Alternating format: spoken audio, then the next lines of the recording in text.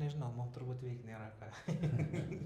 Bet atsirado temų visokių, apie kurias galim pašnekėti. Ir aš galvoju, gal šiandien mes pašnekėkim apie skaitmeną, apie skaitmeninę odontologiją, apie skaitmeninės technologijas naudojamas odontologijoje. Ir aš, jeigu pagalvoju, pavyzdžiui, mūsų klinikoje, tai tu, aišku, buvai tas pagrindinis variklis, kuris tada savo laiku ir skanerį. Jo, bet iš tikrųjų tai aš pradėjau nuo paprasčiausio, žinok, digitalinio aparato, kuriuo ten, tai pirmas nusipirkau tą fotoaparatą, kuris dirbo su flopiku. Taip, floppy diskas buvo, atsimenu. Jo, floppy diskas, jo. Nu, tai tokia, čia skaitmenos, tai sakykime, pradžia buvo mūsų, žinai. Bet dabar mes jau esam, pilnai, sakykime, apsirūpinę nuo intraoralinių skanerių iki frezavimo katkamo, iki 3D spausdinimo, sakykime, pas mus yra planavimo programos visos, 3D judesių matavimo aparatai. Jo, modžio, labai žiauriai gerai. Nežinau, Lietuvoje turi kas modžio? Ne, yra Latvijoje vienas ir Lietuvoje irgi vienas, jo. Jo, jis tikriausiai labai yra vis tiek, kaip sakant, didelis žingsnis į priekį. Nu, tai kaip ir kiekvienas aparatas, jis naudingas tik tiek, kiek moki jo naudotis. Tai, žinai, kaip ir visos tos skaitmeninės technologijos, turbūt ir va šitas modžio, tam, kad pamatuoti apatinio žandikaulio judesius ir juos paskui kažkur tai integruoti, tai ten žaidžia du partneriai. Vienas yra klinicistas, tai tas, kuris matuoja ant paciento, tai jis turi žinoti ir kaip pamatuoti, ir ką matuoti. Ir kaip tuos dalykus pasitikrinti, kad tai, ką jisai matuoja, yra teisybė, o ne kažkokios tik tai kreivės ir kažkokie tai dalykai ant ekrano. O antras partneris tai yra dantų technologas. Nes aš, pavyzdžiui, irgi dirbu su skirtingais dantų technologais. Yra, pavyzdžiui, vienas, kuris visiškai nemoka to naudotis. Ne? Yra kitas, kuris moka ganėtinai neblogai. Ir trečias, kuris jaučiasi kaip žuvis vandenį. Ir ten, sakykime, atitinkamai tą rezultatą, kurį paskui jau gauni, tu matai, kad pas vieną galbūt ten tiek reikės pritaikyti pas tą, gal ten kramtymo funkcijoje kažkaip kitaip tie dalykai susižais galbūt ir pats dantis kitos formos atrodys ir viskas. Tai patirtis labai svarbus dalykas. Tas pats yra ir su intraoraliniais skaneriais ir su sakykime, su bet kuom, su bet kokia skaitmena. Taip. Nes jeigu tu neturi klinikinės patirtis, tavo yra nedidelė, nemoki ją naudotis, tai tu gali ten reklamuotis, ką aš darau su skaitmena, ten labai daug, bet rezultatai tikrai nebus geri. Iš tikrųjų, žinai, tokia viena mintį labai gerą girdėjau dabar čia konferencijoje Graikijoje, kai buvom, tai viskas labai apie skaitmeną.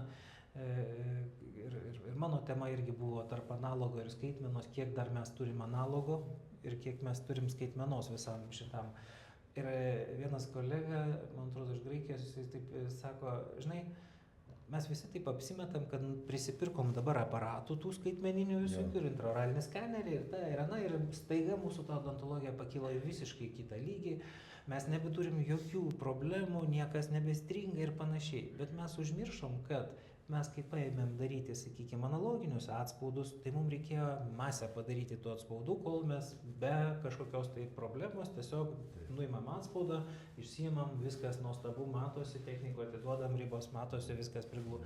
O čia mes dabar apsimetam, kad nusipirkom kažkokią tai technologiją ir tai yra ir reklamoje, sakykime, pas mus yra tas ir tas. Taip, bet man, žinai, prisimena tie laikai, kai Lietuvoje nebuvo mikroskopų ir jūs tada nusipirkot pirmieji vakarų Lietuvoje tą mikroskopą, su kuriuo mūsų kolegė gydė dantų šaknis, ar ne?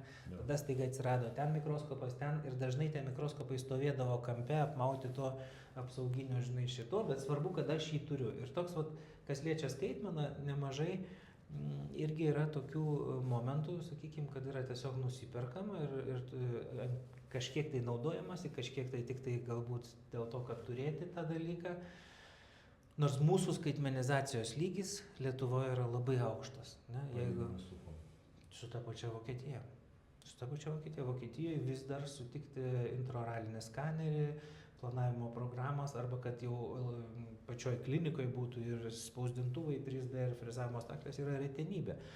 O pavyzdžiui, vien praeitais metais, čia vienas intraoralinio skanerių gamintojas, kaip tik mes šnekėjomės, Lietuvoje pardavė 50 skanerių.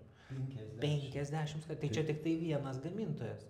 O jų yra kiek ten? 4, 5, 6 didieji žaidėjai, plus dar visi korėjiečiai, kiniečiai ir panašiai. Tai čia ne iš Korėjos jisai buvo? Ne, čia ne korejietiškas, čia buvo tas vienas iš gerųjų. 50, tai kai pagalvoju tai, kad mūsų tai yra tik tai 2,5 milijono gyventojų, 3000 su trupučiu stomatologų, tai yra tikrai labai didelis kiekis. Tai vis dėlto tai galim padaryti kažkokią tai nedidelę išvadą, kad skaitmeninė odontologija tai nėra panacėja, ne, bet jin tokia kaip modernios odontologijos pasidarė kaip ir stuburu, ar ne? Aš manau, kad apie ją dabar... Jinai yra ganėtinai toksai paauglys vėlyvosiose vystymosi stadijose, sakykim taip. Ne ankstyvoji paauglystė, bet jau tokia ganėtinai brandi paauglystė, tai dar nėra suaugęs reikalas. Dar reikia tam dalykų, bet labai sparčiai atsiranda technologijos, o konkurencija iš rytų, tai yra iš Korėjos, ypač dalinai iš Kinijos, jinai iš tikrųjų užtikrina ir kad kainos tampa prieinamesnės, tos technologijos, kur mes čia, sakykime, už europinį ar ten amerikonišką produktą mokėdavom ten 30 000, ar ne, čia gali pasiimti už 6 000, ar ne, ir staiga tu gali, pavyzdžiui, jeigu už skanerį mokėdavai 30, tai, o čia jisai kainuoja ten 5 ar 6, tai tu gali ar vietoj vieno skanerio nusipirkti 5 ar 6 ir kiekvieną kabinetą įsidėti tą skanerį. Ir kai pasižiūri mokslinius tyrimus, tai jų tikslumas nėra tiek jau ir blogesnis, sakykime, ar ne? Tai iš tikrųjų ta skaitmenizacija, aš manau, be jos šiai dienai šnekėti apie kokybišką odontologiją gali turbūt tie mohikanai, kurie yra atidirbę visą gyvenimą, kurie sugeba analogų, yra analogą įvaldę 100%, bet tos odontologų kartos, kurie turi 5 ar 10 metų klinikinės praktikos, jeigu jie nėra įvaldę skaitmenos visiškai, tai ateitis yra sunki. Be analogo, gero žinojimo, be analogo, sakykime, tu skaitmenoje taip pat nelabai, sakykime, suprasi, kas prie ko, ar ne? Ar tiesiogiai, pavyzdžiui, tu gali nesimokęs analogo, tu tiesiog eiti skaitmeną ir ten daryti, sakykime, sėdėti ir...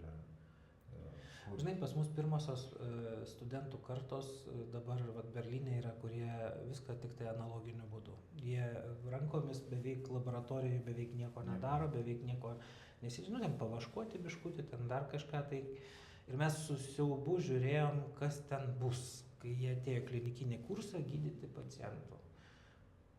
Ir nėra tokios baisios tragedijos. Nėra to tokio siaubo, kaip mes galvojam, kad jeigu tu visiškai analogo nesi prisilietęs, tai tu negalėsi išspręsti jokios klinikinės situacijos.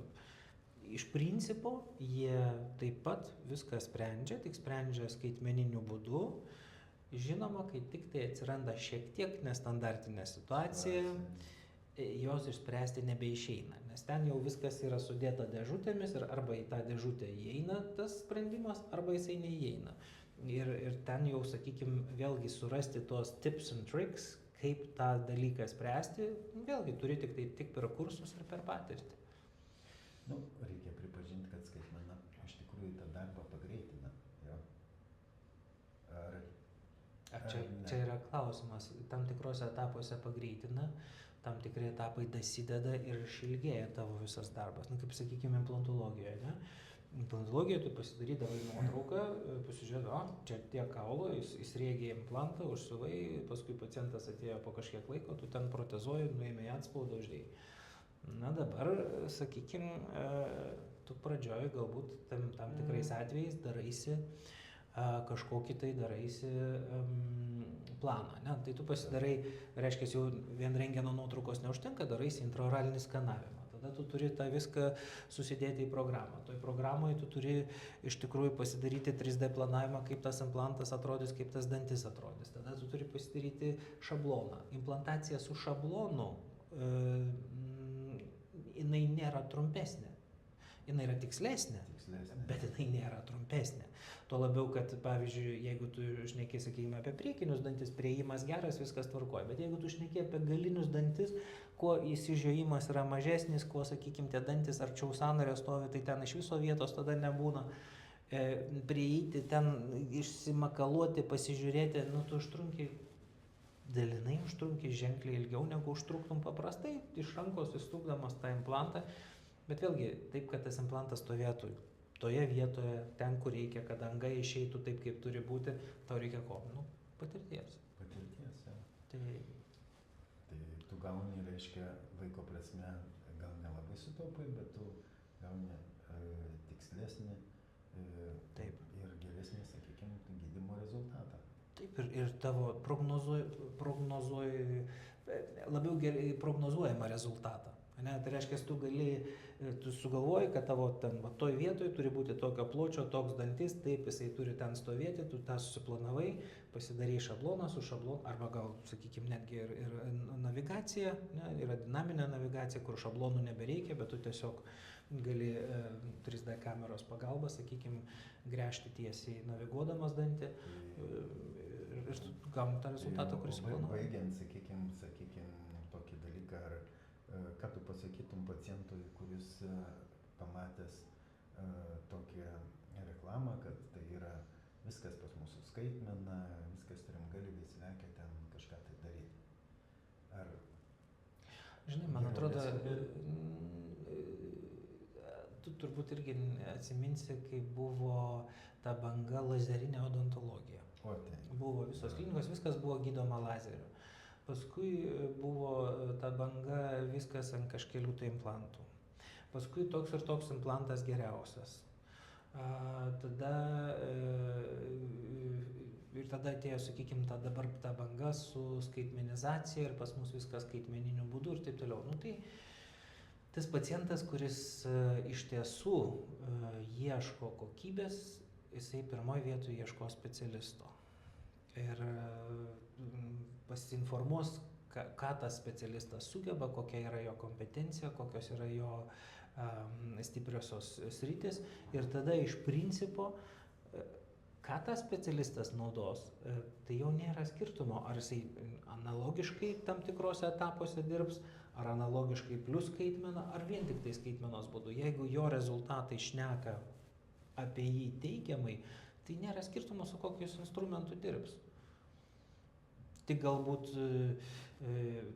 tie skaitmeniniai dalykai, ypač kai kalba užeina apie kažkokius kompleksiškus implantacijos atvejus, kur yra estetika įsivėlusi, ne priekiniai dantis ir panašiai, kur tau reikia, ar ten šypsenos perdarimai, kur tau reikia vizualizacijų visokių, pasižiūrėti, kaip tu atrodys ir panašiai. Tai ta skaitmena atveria tokius kelius, kuriuos mes analogę neturėjom ir niekada neturėsim analogę. Kaip dabar yra programos su dirbtinu intelektu, kur tu sudėjęs nuotraukas gali priversti tą pacientą principą šypsotis ir šnekėti su naujais dantim, nors pacientas nešneka ir niekur ten tik nuotrauka yra. Ir tu toj programoje matai, kaip tas pacientas, sakykime, kai jis kalbės, kaip mimikuos, kaip tas viskas atrodys. Tai skaitmena iš tikrųjų atveria mums tikrai labai nemažai naujų galimybių, bet jie reikia, taip kaip tu pasakei, jie reikia įsisavinti ir skirti laiko ir tam, kad sukaupti tam tikrą patirtį ir su kiekvienu, sakykime, daiktu. Taip, kaip ir su kiekviena metodika, kaip ir su kiekvienu daiktu, taip, absoliučiai. Turi sukaupti atitinkamą valandų kiekį, išmokti ir tada viskas 100%. Taip. 100%. Gerai. Gerai, tai aš manau, jeigu dar kas mūsų klausysis ir kažkam bus dar įdomu, tai pašnekėsim kitą kartą kažką. Tai. Galite ir parašyti. Jo, galim parašyti, gal kokios temos dominam. O mes kaip gudrieji kurmiai.